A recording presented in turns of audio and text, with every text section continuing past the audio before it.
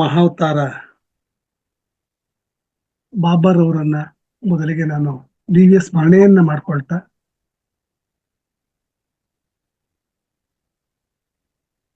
ಧ್ಯಾನವನ್ನ ಪ್ರಬೋಧನೆ ಪ್ರಬೋಧಿಸಿದಂತಹ ಗೌತಮ ಬುದ್ಧರ ದಿವ್ಯ ಪಾದಾರವಿಂದಗಳಿಗೆ ಕೃತಜ್ಞತಾಪೂರ್ವಕವಾದಂತಹ ಪ್ರಣಾಮಗಳನ್ನ ಸಲ್ಲಿಸುತ್ತಾ ಮಹಾವತಾರ್ ಬಾಬರ್ ಅವರಿಗೆ ಪ್ರಣಾಮಗಳನ್ನ ಸಲ್ಲಿಸುತ್ತಾ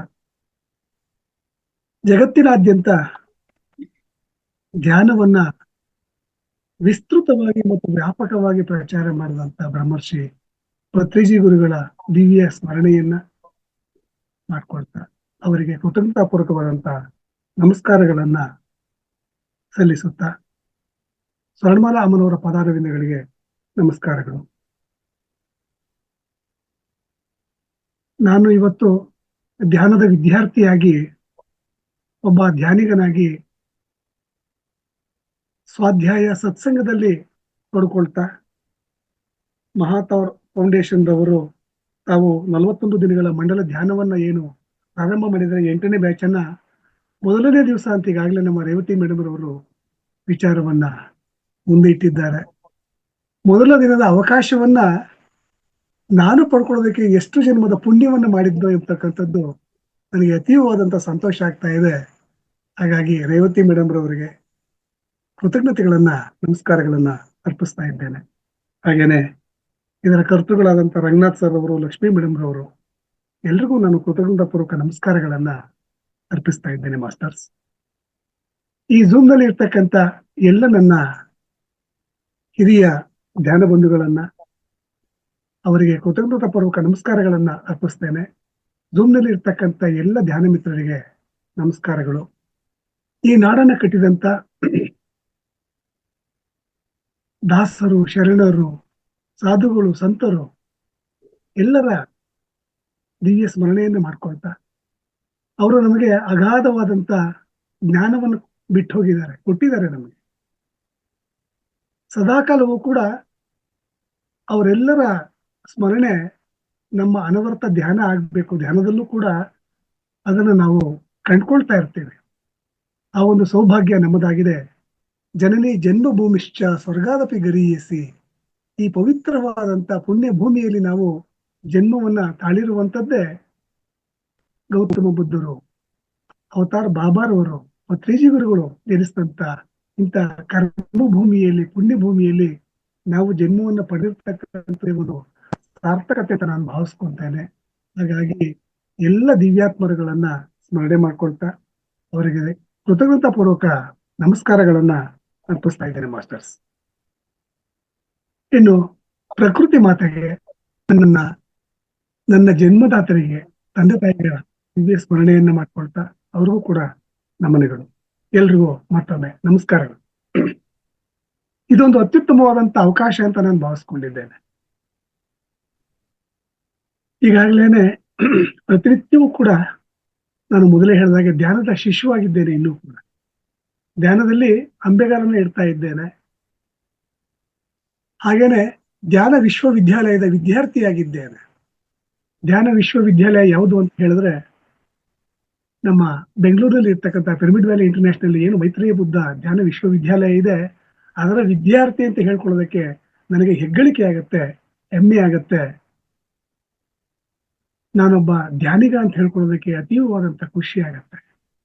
ಹಾಗೇನೆ ಧ್ಯಾನದಲ್ಲಿ ಪತ್ರಿಜಿ ಗುರುಗಳು, ಗೌತಮ ಬುದ್ಧರು, ಬಾಬಾರವರು, ನಮ್ಮ ಎಲ್ಲ ದಾರ್ಶನಿಕರು ಯಾವ ಯಾವ ವಿಚಾರಧಾರೆಗಳನ್ನ ನಮಗೆ ಕೊಟ್ಟು ಹೋಗಿದ್ದಾರೆ. ಅದರಲ್ಲಿ ನಾನು ಕಂಡುಕೊಂಡಂತ ಅಲ್ಪ ವಿಚಾರಗಳನ್ನ ನಮ್ಮ ಮುಂದೆ ಇಡ್ತಾ ಹಂಸಕ್ಷರ ನ್ಯಾಯದಂತೆ ಇದನ್ನ ಸ್ವೀಕಾರ ಮಾಡಬೇಕು ತಾವುಗಳು. ಹಾಗೇನೆ ತಮ್ಮಲ್ಲಿ ಇರ್ತಕ್ಕಂಥದ್ದನ್ನ ನಾನು ಕೂಡ ಕಲ್ತ್ಕೊಳ್ಳೋದಕ್ಕೆ ಇದೊಂದು ಅತ್ಯುತ್ತಮವಾದಂತ ವೇದಿಕೆಯಾಗಿದೆ. ಹಾಗಾಗಿ ಮತ್ತೊಮ್ಮೆ ಎಲ್ಲರಿಗೂ ಕೂಡ ನನ್ನ ಕೃತಜ್ಞತಾಪೂರ್ವಕವಾದಂತ ನಮನಗಳು. ಅವಕಾಶಕ್ಕಾಗಿ ಧನ್ಯವಾದಗಳು. Thank you masters. ನಾನು ಹೊಸ ಯುಗದ ವಿದ್ಯಾರ್ಥಿ, ವೃತ್ತಿಯಲ್ಲಿ ಮೇಷ್ಟ್ರಾಗಿದ್ದಂಥವನು. ನಿವೃತ್ತಿಯ ನಂತರ ಮುಂದೇನು ಎಂಬತಕ್ಕಂಥ ಒಂದು ಪ್ರಶ್ನೆ ಆಗಿತ್ತು. ಆ ಪ್ರಶ್ನೆಗೆ ಅದು ಹೇಗೆ ಗೊತ್ತಿಲ್ಲ, ನನಗೆ ಒಂದು ದಿನ ಇದ್ದಕ್ಕಿದ್ದ ಹಾಗೆ ಜ್ಞಾನೋದಯ ಆಯಿತು. ಸತ್ಸಂಗ, ಸ್ವಾಧ್ಯಾಯ, ಆಧ್ಯಾತ್ಮಿಕತೆಯಲ್ಲಿ ಯಾಕೆ ನೀನು ತೊಡಗಿಸ್ಕೋಬಾರ್ದು ಎಂಬತಕ್ಕಂಥದ್ದು ಅರಿವಿಗೆ ಬಂತು. ನನಗೆ ಬಂದ ತಕ್ಷಣ ಒಂದು ಕ್ಷಣವೂ ಕೂಡ ಯೋಚನೆ ಮಾಡ್ದಲೇನೆ ಕಳೆದ 2 ವರ್ಷಗಳಿಂದ ನಾನು ಸತತವಾಗಿ ನಿರಂತರವಾಗಿ ಪಿರಮಿಡ್ ವ್ಯಾಲಿಯ ಸಂಪರ್ಕಕ್ಕೆ ಬರ್ತಾ, ಪ್ರತಿ ತಿಂಗಳಲ್ಲೂ ಕೂಡ ಕನಿಷ್ಠ ಒಂದು ಸಾರಿ ಆದ್ರೂ ಕೂಡ ನಮ್ಮ ಧ್ಯಾನ ವಿಶ್ವವಿದ್ಯಾಲಯಕ್ಕೆ ಭೇಟಿಯನ್ನು ಕೊಡ್ತಾ, ಅಲ್ಲಿ ನಡೀತಕ್ಕಂಥ ಅವಗಾಹನ ಶಿಬಿರಗಳು, ಹಿರಿಯರ ಒಂದು ಮಾರ್ಗದರ್ಶನ, ಧ್ಯಾನ ಬಂಧುಗಳ ಜೊತೆ ಒಡನಾಟ, ಇವೆಲ್ಲವನ್ನ ಮಾಡ್ತಾ ಇವತ್ತು ನಿಮ್ಮ ಎದುರಿಗೆ ಕುಳಿತುಕೊಂಡು 4-6 ತೊದಲು ನುಡಿಗಳನ್ನ ಹಂಚಿಕೊಳ್ತಕ್ಕಂಥ ಅವಕಾಶ, ಸೌಭಾಗ್ಯ ನನ್ನದಾಗಿದೆ ಮಾಸ್ಟರ್ಸ್. ಅದಕ್ಕಾಗಿ ನಾನು ಅನಂತ ಕೃತಜ್ಞತೆಗಳನ್ನ ಸಲ್ಲಿಸ್ತಾ ಇದ್ದೇನೆ ಮಾಸ್ಟರ್ಸ್. ಪ್ರಕೃತಿ ಮಾತೆ ನಮಗೆ ಎಲ್ಲವನ್ನ ನೀಡಿದೆ. ಮೊದಲಿಗೆ ನಾನು ನನ್ನ ಗುರುಗಳನ್ನ ಸ್ಮರಣೆ ಮಾಡ್ಕೊಳ್ತಕ್ಕಂಥ 1-2 ಸಾಲುಗಳನ್ನ ತಮ್ಮ ಮುಂದೆ ಇಡ್ತೇನೆ. ಗುರುವಿನ ಸ್ಮರಣೆ ಅತಿ ಅವಶ್ಯ ಅಂತ ನಾನು ಭಾವಿಸ್ಕೊಂಡಿದ್ದೇನೆ. ಧ್ಯಾನಕ್ಕೂ ಕೂಡ ನಮಗೆ ಗುರುಗಳಿದ್ದಾರೆ. ಗೌತಮರು ಬುದ್ಧತ್ವವನ್ನು ಪಡ್ಕೊಂಡ ನಂತರ ಆ ಬುದ್ಧತ್ವದ ಮಾರ್ಗದಲ್ಲಿ ನಾವೆಲ್ಲರೂ ಕೂಡ ಇದ್ದೇವೆ. ಅವರನ್ನ ನಾವು ಇವತ್ತು ಅನುಸರಿಸ್ತಾ ಇದ್ದೇವೆ. ನಾವೆಲ್ಲರೂ ಕೂಡ ಬುದ್ಧರಾಗಿದ್ದೇವೆ ಅಂತ ಹೇಳ್ಕೊಳ್ಳೋದಕ್ಕೆ ತುಂಬಾ ಖುಷಿ ಆಗ್ತದೆ. ನಾನು ಒಬ್ಬ ಬುದ್ಧತ್ವವನ್ನು ಪಡ್ಕೊಂಡಿರ್ತಕ್ಕಂಥವನು ಅಂತ ಹೇಳ್ಕೊಳ್ಳೋದಕ್ಕೆ ಖುಷಿ ಆಗತ್ತೆ. ನನಗೆ ಅರಿವಿನ ಬೆಳಕನ್ನ ಗುರುಗಳು, ಬುದ್ಧ ಮಹಾತ್ಮರು, ಅವತಾರ್ ಬಾಬಾರವರು ಇರ್ಬೋದು, ಪ್ರತಿಯೊಬ್ಬರು ಕೂಡ ಅರಿವಿನ ಬೆಳಕನ್ನು ತೋರಿದ ಗುರು, ಅರಿವಿನ ಗುರುವಿನ ಅರಿವಿನ ಬೆಳಕನ್ನು ತೋರಿದ ಗುರುವಿನ ಶ್ರೀಪಾದಕ್ಕೆ ನೆನೆಸಿದನು. ಮೇಡಮ್ ಕೇಳಿಸ್ತಾ ಇದೆಯಾ? ನೆಟ್ವರ್ಕ್ ಇಶ್ಯೂ ಆಗ್ತಾ ಇದೆ ಅನ್ಸುತ್ತೆ ತಮ್ಮ ಕಡೆಯಿಂದ. ಹೌದಾ ಮೇಡಮ್? ಹಾ, ಈಗ ಸರಿ ಇದೆ. ಈಗ ಕೇಳಿಸ್ತಾ ಇಲ್ಲ? ಕಟ್ ಆಗ್ತಾ ಇತ್ತು. ಅರಿವಿನ ಬೆಳಕನ್ನು, ಹೌದಾ? Yes madam. ಅರಿವಿನ ಬೆಳಕನ್ನು ತೋರಿ ಗುರುವಿನ ಶ್ರೀಪಾದಕ್ಕೆ ನಾ ನಮಿಸುವೆನು. ಅರಿವಿನ ಬೆಳಕನ್ನು ತೋರಿದ ಗುರುವಿನ ಶ್ರೀಪಾದಕ್ಕೆ ನಾ ನಮಿಸುವೆನು. ಸ್ವರಲಯ ತಾಳದಿ ಭಕ್ತಿಯ ರಾಗದ, ಸ್ವರಲಯ ತಾಳದಿ ಭಕ್ತಿಯ ರಾಗದ ಮಾಲೆಯ ಚರಣಕ್ಕೆ ಮುಡಿಸುವೆನು. ಮಾಲೆಯ ಚರಣಕ್ಕೆ ಮುಡಿಸುವೆನು. ಶ್ರೀ ಗುರುವಿಗೆ ಶರಣು, ಎಲ್ಲ ಶಿವಯೋಗಿಗೆ ಶರಣು ಶರಣಾರ್ಥಿಗಳು. ಯಾಕೆಂದ್ರೆ ಯಾವುದೇ ವಿಚಾರಕ್ಕೆ ನಾವು ಅದರ ಒಂದು ಹಿನ್ನೆಲೆಯನ್ನು ನೋಡಿದಾಗ ಗುರುವಿನ ಒಂದು ಇರುವಿಕೆಯನ್ನು ನಾವು ನೋಡ್ತೇವೆ. ನಮ್ಮಲ್ಲೂ ಕೂಡ ಒಬ್ಬ ಗುರುವಿದ್ದಾನೆ ಅನ್ನುವಂಥದ್ದನ್ನ ನಮಗೆ ಅರಿವನ್ನು ಬಸ್ತಂತ ಪತ್ರಿಜಿ ಗುರುಗಳು ಶ್ವಾಸವೇ ನಿನ್ನ ಗುರು ಅಂತ ಹೇಳಿದ್ರು. ಶ್ವಾಸವೇ ನನ್ನ ಗುರುವು ಕೂಡ. ಆ ಶ್ವಾಸ ದೇವರನ್ನ ನಾನು ದೇವ ಅಂತ ಕರಿತೀನಿ. ಆ ಶ್ವಾಸ ಗುರುವನ್ನ ನಾವು ಅನವರತ ಅವನನ್ನ ಸ್ಮರಣೆ ಮಾಡ್ಕೊಳ್ತಾ, ಆ ನನ್ನ ಗುರುಗಳನ್ನ ಸ್ಮರಣೆ ಮಾಡ್ಕೊಳ್ತಾ, ಹಾಗಾಗಿ ಜರಿಯಂತೆ ಉದಯಿಸಿ ಹೊರೆಯಾಗಿ ಗುರುವೆಂಬ ಶರದಿಯಳನ್ನ ಲೀನಗೊಳಿಸೆಂಬೆನು. ಮರೆಯದೆ ಅನುದಿನ ನಿನ್ನಯ ನಾಮವ ಪರಿಪರಿಯಲ್ಲಿ ಕೊಂಡಾಡಿಹೆನು. ಗುರುವಿನ ನಾಮವನ್ನ ನಾನು ಪರಿಪರಿಯಲ್ಲಿ ಕೊಂಡಾಡ್ತಾ ಇದ್ದೇನೆ. ಅದರ ಗುರುವಿನ ಜಾಡನ್ನು ನಾನು ಹಿಡಿತಾ ಇದ್ದೇನೆ. ಗುರುವಿನ ಪದವನ್ನು ನಾನು ಹಿಡಿತಾ ಇದ್ದೇನೆ. ಅವರ ಪಾದಕ್ಕಿಂತಲೂ ಕೂಡ ಗುರುವಿನ ಪದ ನಮಗೆ ಬಹಳ ಅಮೂಲ್ಯವಾಗಿದೆ. ಒಂದು ಅವಕಾಶಗಳಾಗಿದೆ. ಜೀವಿಸ್ತಕ್ಕಂಥ ಅವಕಾಶವನ್ನ ನಮಗೆ ಅದ್ಭುತವಾಗಿ ಅವರು ಕಲ್ಪಿಸ್ಕೊಟ್ಟಿದ್ದಾರೆ. ಹಾಗಾಗಿ ಶ್ರೀ ಗುರುಗಳಿಗೆ ಮೊದಲು ಶರಣಾರ್ಥಿಗಳು. ಇನ್ನು ನಾನೇನೆ ಧ್ಯಾನ ದೀಪ ಎಂಬತಕ್ಕಂಥದ್ದನ್ನ ಕಳೆದ ಒಂದು ಸಂಚಿಕೆಯಲ್ಲಿ ಸ್ವಾಧ್ಯಾಯವನ್ನ ಮಾಡ್ತಕ್ಕಂಥ ಸಂದರ್ಭದಲ್ಲಿ ಧ್ಯಾನ ದೀಪ ಅನ್ನುವಂಥದ್ದನ್ನ ಹೇಳಿದ್ದೆ. ಅದಕ್ಕೆ ಒಂದು ಚರಣವನ್ನ ಸೇರಿಸಿದ್ದೇನೆ. ಅದನ್ನ ಮೊದಲಿಗೆ ತಮ್ಮ ಮುಂದೆ ಇಡ್ತಾ, ನನ್ನ ವೇದಿಕೆಯ ಮುಂದೆ ಇಡ್ತಾ, ಬಾಳೆಂಬ ನೌಕೆಗೆ ಮುನ್ನುಡಿಯ ದೀಪ, ಬಾಳೆಂಬ ನೌಕೆಗೆ ಮುನ್ನುಡಿಯ ದೀಪ, ಶಾಂತಿ ಸೌರಭವ ಸೂಸುವ ದೀಪ, ಶಾಂತಿ ಸೌರಭವ ಸೂಸುವ ದೀಪ, ಜಾತಿ ಮತ ಪಂಥವ ಅಳಿಸುವ ದೀಪ, ಜಾತಿ ಮತ ಪಂಥವ ಅಳಿಸುವ ದೀಪ, ಸತ್ಯ ದರ್ಶನವ ಅರುಹುವ ದೀಪ, ಸತ್ಯ ದರ್ಶನವ ಅರುಹುವ ದೀಪ. ಅದು ಯಾವ್ದಪ್ಪ ಅಂತ ಹೇಳಿದ್ರೆ ಧ್ಯಾನ ದೀಪ. ಅದುವೇ ಧ್ಯಾನದ ದೀಪ. ಹಚ್ಚೋಣ ಧ್ಯಾನದ ದೀಪ, ಹಚ್ಚೋಣ ಧ್ಯಾನದ ದೀಪ. ಆ ದೀಪವನ್ನ ನಾವೆಲ್ಲರೂ ಕೂಡ ಹೊತ್ತಿಸಿದ್ದೇವೆ. ಪ್ರಜ್ವಲವಾಗಿ ಗೌತಮರು ಹೊತ್ತಿಸಿದಂತ ಪತ್ರಿಜಿ ಬೆಳಗಿದಂತ ಆ ದೀಪ ಇವತ್ತು ಇಡೀ ಜಗತ್ತಿನಾದ್ಯಂತ ಪ್ರಜ್ವಲಿಸ್ತಾ ಇದೆ. ಆ ಪ್ರಜ್ವಲದಲ್ಲಿ, ಆ ಬೆಳಕಿನ ಕಿರಣಗಳ ಅಡಿಯಲ್ಲಿ ನಾವೆಲ್ಲರೂ ಕೂಡ ಪ್ರಕಾಶಮಾನವಾಗಿ ಕಾಣ್ತಾ ಇದ್ದೇವೆ ಮಾಸ್ಟರ್ಸ್. ಅದಕ್ಕೆ ರೇವತಿ ಮೇಡಮ್ ರವ್ರು ಇರ್ಬೋದು, ಇಲ್ಲಿ ಇರ್ತಕ್ಕಂಥ ನಮ್ಮ ವೇದಿಕೆಯಲ್ಲಿ ಇರ್ತಕ್ಕಂಥ ಎಲ್ಲ ಮಾಸ್ಟರ್ಸ್ ಕೂಡ ಆ ನಕ್ಷತ್ರಗಳ ಉಪಾಧಿಯಲ್ಲಿ ನಾವು ಇವತ್ತು ಧ್ಯಾನ ಬಂಧುಗಳಾಗಿ ಮಿನುಗ್ತಾ ಇದ್ದೇವೆ. ಬಾನಲ್ಲಿ ನಾವು ಮಿಂಚುತ್ತಾ ಇದ್ದೇವೆ. ನಮ್ಮದೇ ಆದಂತ ಬೆಳಕನ್ನ ನಾವು ಜಗತ್ತಿಗೆ ನೀಡ್ತಾ ಇದ್ದೇವೆ. ಅದೇ ಧ್ಯಾನದ ಬೆಳಕು ಅನ್ನುವಂಥದ್ದನ್ನ ನಾನು ನನ್ನ ಮನದಾಳದ ಮಾತುಗಳನ್ನ ತಮ್ಮ ಜೊತೆ ಹಂಚ್ಕೊಳ್ಳೋದಕ್ಕೆ ಇಚ್ಛೆ ಪಡ್ತೇನೆ ಮಾಸ್ಟರ್ಸ್. ಮಾಸ್ಟರ್ಸ್, ಏನು ನಾನೀಗಾಗಲೇ ಹೇಳಿದೆ, ಆಧ್ಯಾತ್ಮಿಕ ವಿದ್ಯಾರ್ಥಿ. ನನಗೆ 2 ಜೀವನ ಇದೆ. ನಾನು ಅನ್ನುವಂಥದ್ದು, ಇವತ್ತು ಎಲ್ಲರಲ್ಲೂ ನಾನೇ ಅನ್ನುವಂತ ಒಂದು ಶೀರ್ಷಿಕೆಯನ್ನ ಇಟ್ಕೊಂಡು ಇದ್ದೇವೆ. ಅದು ಸಾಂಕೇತಿಕ. ಅದು ಆದ್ರೂ ಕೂಡ ನನಗೆ ಮುಖ್ಯ ಯಾವ್ದಪ್ಪ ಅಂತ ಹೇಳಿದ್ರೆ, ಯಾರು ಅಂತ ಹೇಳಿದ್ರೆ, ಈಗ ರೇವತಿ ಮೇಡಮ್ ಅವ್ರಿಗೆ ಮುಖ್ಯ ಯಾರು? ನಮಗೆ ಮುಖ್ಯ ಯಾರು ಮೇಡಮ್? ತಮಗೆ ಮುಖ್ಯ ಯಾರು? ಅತಿ ಮುಖ್ಯವಾದಂತವ್ರು? ಫ್ಯಾಮಿಲಿ, ನನ್ನ ಕುಟುಂಬ. ಹೌದು, ಪ್ರತಿಯೊಬ್ಬರಿಗೂ ಕೂಡ ಹಾಗೇನೆ ಒಂದೊಂದು ಮುಖ್ಯವಾದಂತ ಇಂಥ ಒಂದು ವ್ಯಕ್ತಿಯನ್ನು ಹೇಳ್ತೇವೆ, ಅಥವಾ ನಮ್ಮ ಫ್ಯಾಮಿಲಿ ಅಂತ ಹೇಳ್ತೇವೆ, ಅಥವಾ ನಮ್ಮ ಸ್ನೇಹಿತರನ್ನು ಹೇಳ್ತೇವೆ.